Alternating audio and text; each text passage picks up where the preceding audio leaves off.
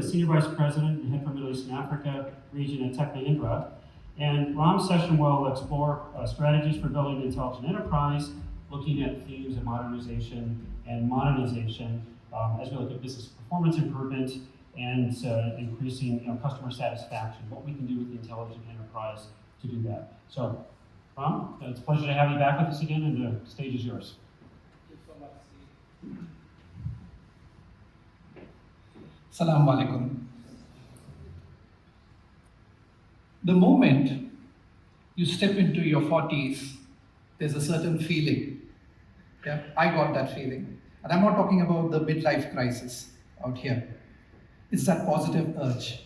And I'm sure many of you in this room would have had that, right? That feeling to fulfill that one hobby of yours that you were never able to do. I wanted to go to the base camp of the Everest, start taking lessons in guitar, start a band.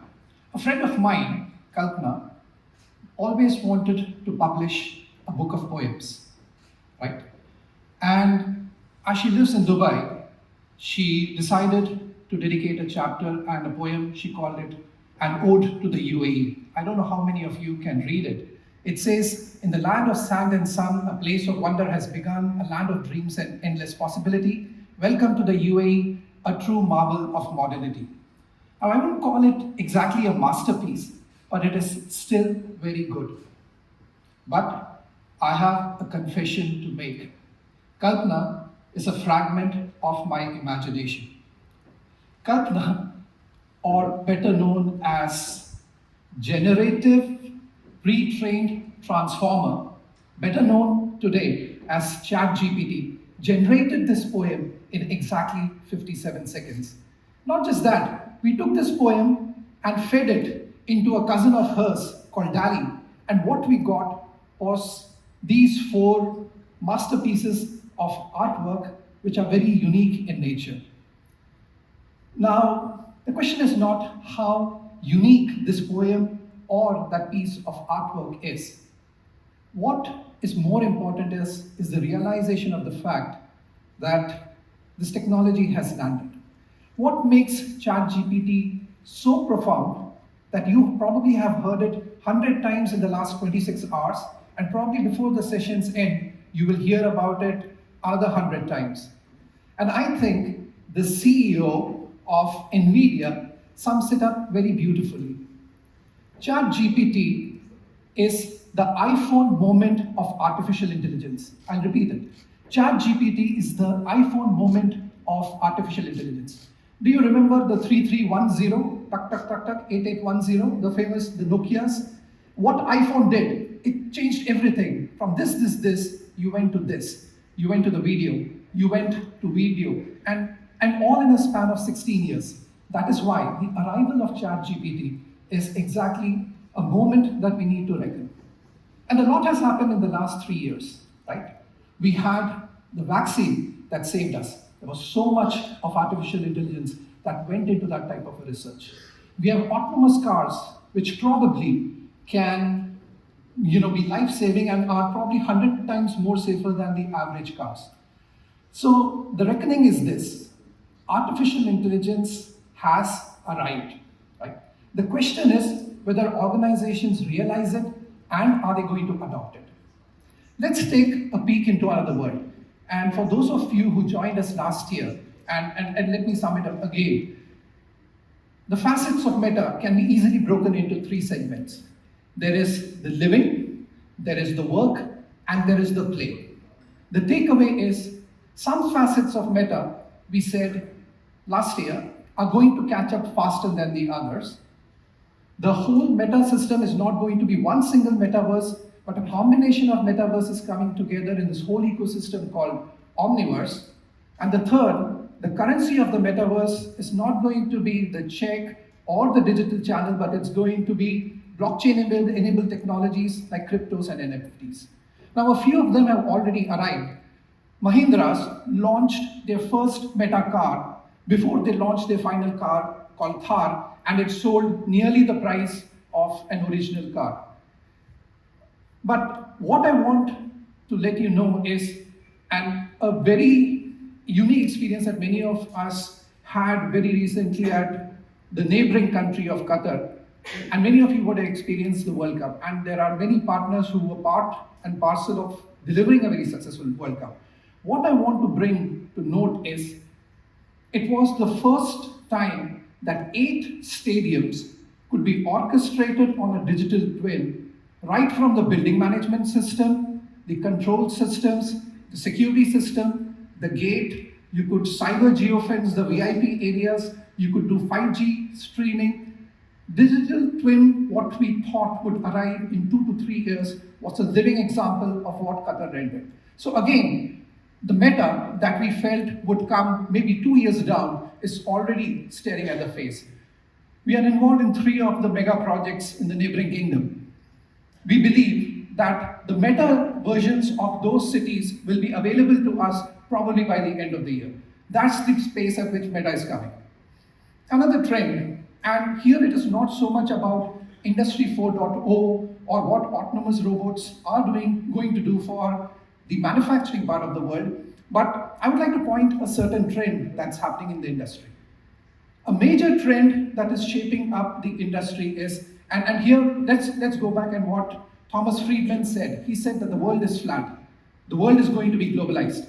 I think the whole notion of globalization of the world is shaken now. The world is increasingly moving from a globalized mindset to a regional.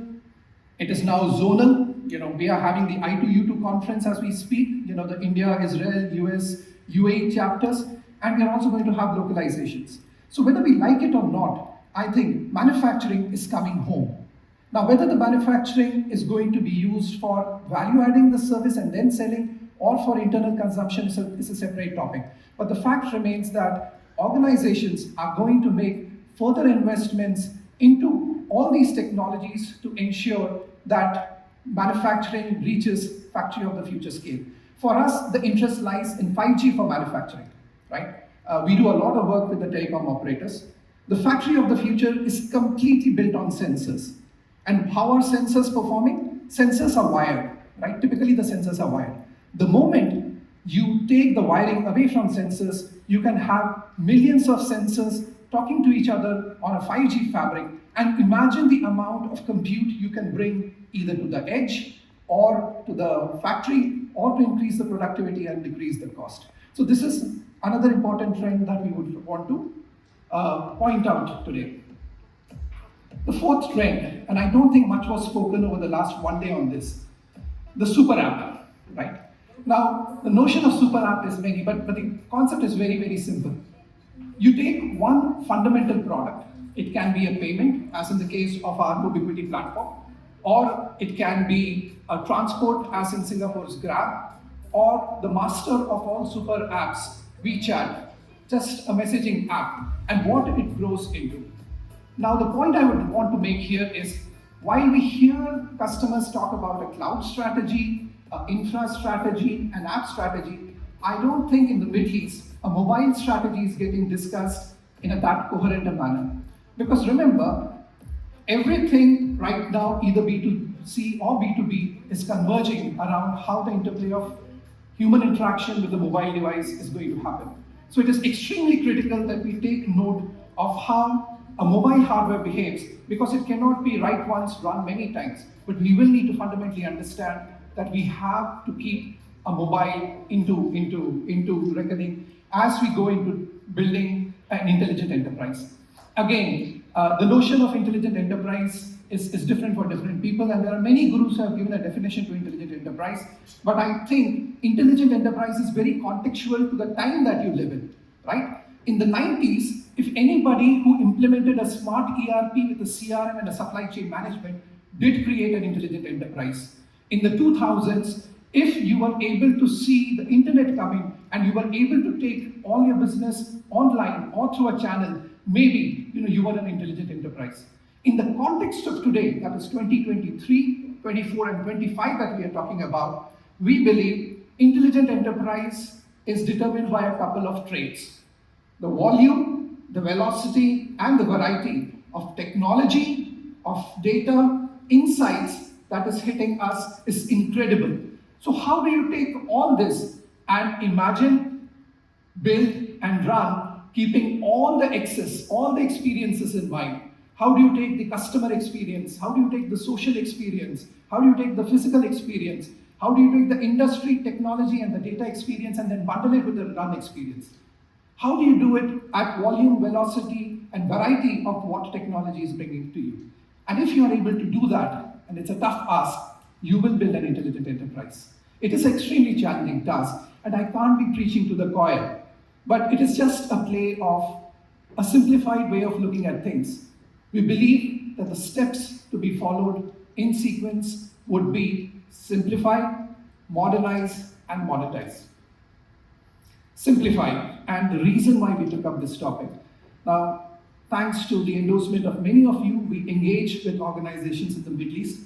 I think the real estate is very cluttered. Now, the real estate, you have the software asset management tools, you have the technologies, but I don't think a proper analysis has been done of the portfolio that you have as a landscape. Be it starting from the business process, the application, the data, the infra, and the network portfolio all remain scattered. Now, what is extremely critical in our thought process is that you will have to have a methodology to bring this enterprise architecture visualization sooner than better. Because with all the plethora of technologies, confusing technologies that are coming in, if this step is not taken and you're not spending a couple of $1 million in revisiting your estate, because remember, you have spent millions of dollars in your existing fabric. It's easy to say go cloud, right? But what about the existing fabric that you have set? And key decisions, we call it the 6R framework. Do you retain or do you retire? Do you refactor or you repurchase? Do you re-platform or rehost? How do you have the interplay of all these going together and create a simplified architecture? Because on the simplified architecture, you can build the future of the intelligent enterprise which is coming at you.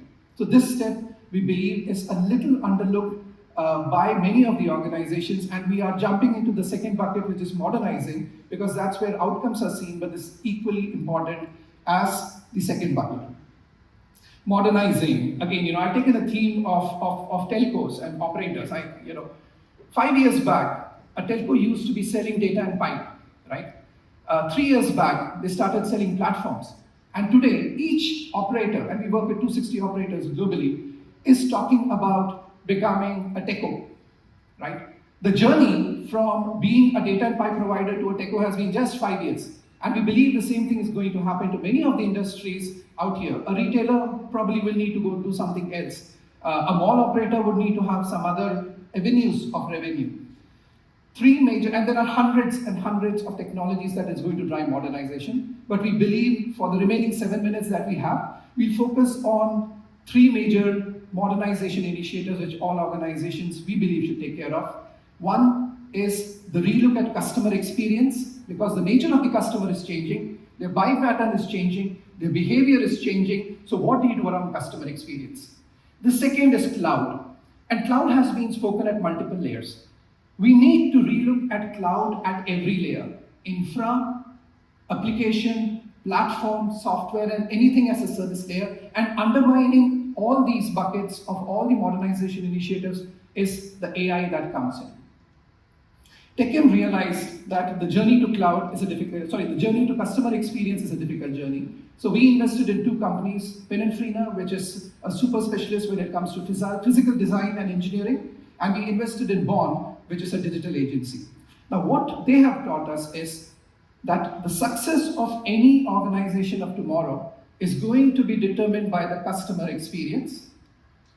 The longevity of the product or the service is going to be determined by the physical data or the meta experience, and the stickiness is going to be determined by the service experience. How do we take, and customer experience cannot be disjoint. Customer experience will have to be contextualized. Sometimes we think customer experience is only about the creative aspect of it.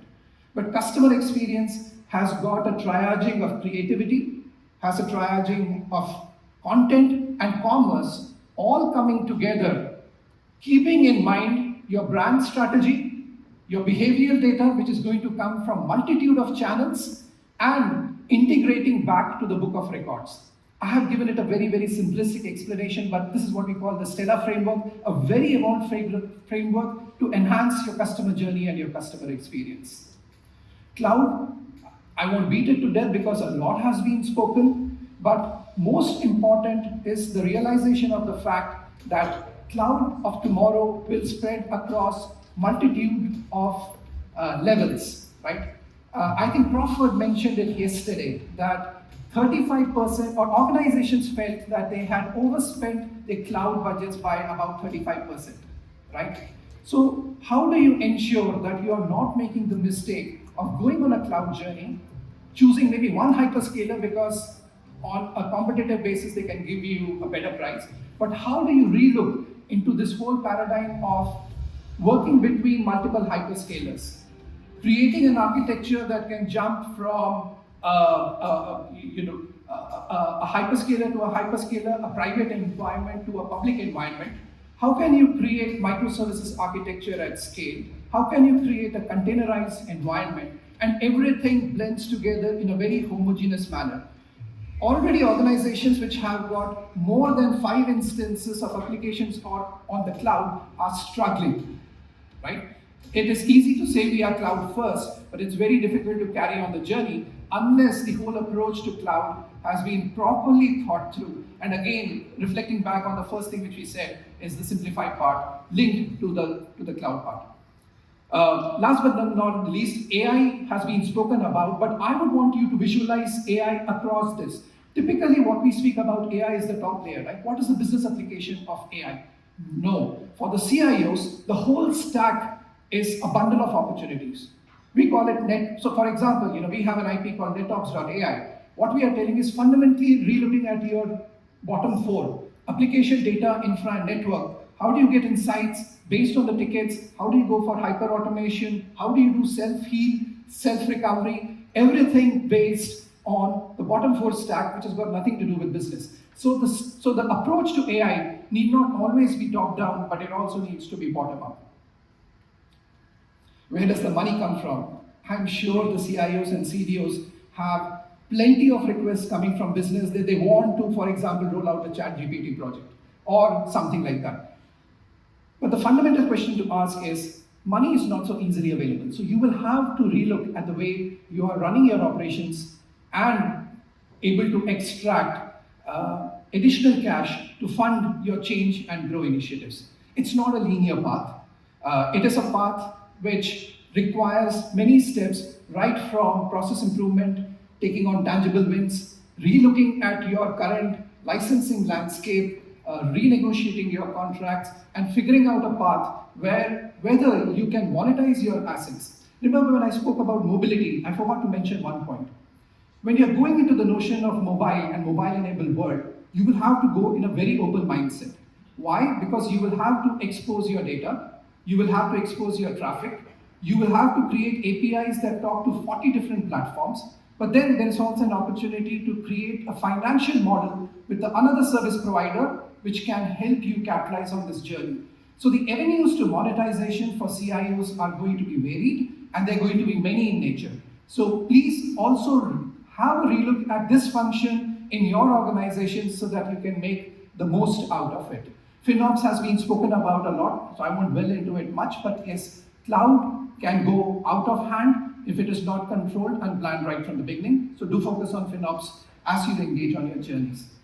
Our friend from Cisco did speak about sustainability. So our responsibility to the environment stays. So ensure green IT, have an adoption early, create solutions which are based on adaptive technology so the not so able are also able to leverage the technologies that you're creating, and AI ethics, security ethics is going to be a big, big topic of discussion. The right and wrongs are on a borderline, but we need to figure out how it evolves. But in the end, conscious rules, right? TRISM, again, a lot has been spoken about it. So be it trust, risk, or security, everything needs to be bundled in your outlook to your current and your future. Once again, I would like to thank IDC for hosting yet another marvelous event. Jyoti and team, you do make it much better every time. I'm sure everybody had a chance to interact with each other. There's a lot of knowledge and sharing that's happening. Here are some of the announcements that we are making or we have made over the course of the last 1 year. Very, very happy to share that we are going to cross the 1,000 mark in the UAE as employees who are serving many of our customers who are here. We have opened up a center in Egypt, which is going to scale up to 2,500 employees in the next 3 years. We have started a center of excellence in Saudi Arabia for artificial intelligence and cloud. And we are also going on an Modernization initiative in a massively big way in Oman. So we are here to serve you better. Once again, have a wonderful rest of the day. We are out here in the pavilion next door. So if you have any questions or queries, we'll be more than happy to answer. Thank you so much for your time. So thank you, Ram. I think we can see we're getting a lot of good messages.